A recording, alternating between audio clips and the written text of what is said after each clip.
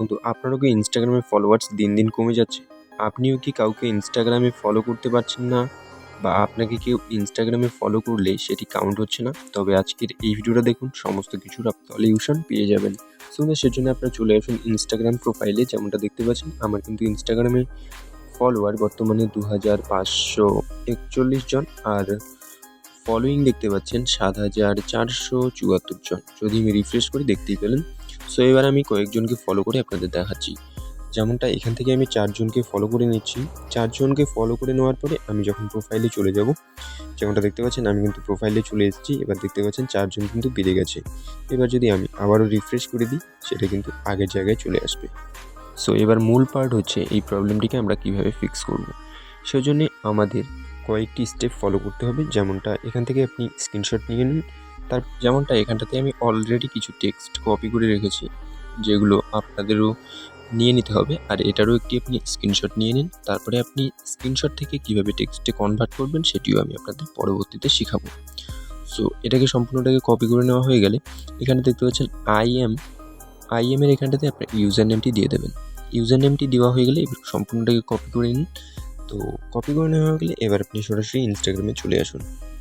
ইনস্টাগ্রামে চলে আসার পরে 3 ডট আইকনের উপরে ক্লিক করুন, তারপরে সেটিং অ্যান্ড প্রাইভেসির উপরে ক্লিক করুন। নিচের দিকে চলে যান, এখানটাতে একটি অপশান দেখতে পাবেন হেল্প, এখানটাতে আরেকবার ক্লিক করুন।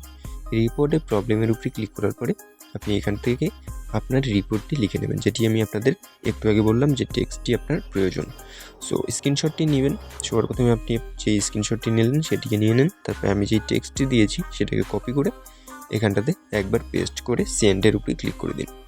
সেন্ডের উপরে ক্লিক করার পরে আপনার কিন্তু কাজটি মোটামুটি শেষ হয়ে যাবে।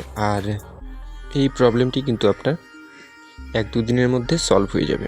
আর হ্যাঁ বন্ধুরা, আপনারা কোনো ধরনের থার্ড পার্টি ওয়েবসাইটের ব্যবহার করে ফলোয়ার্স কেনা বা লাইক এ ধরনের কোনো কিছু কিনবেন না, কারণ এই কারণেও আপনার এ ধরনের প্রবলেম হতে পারে। সো নিশ্চয়ই বুঝতে পেরেছেন।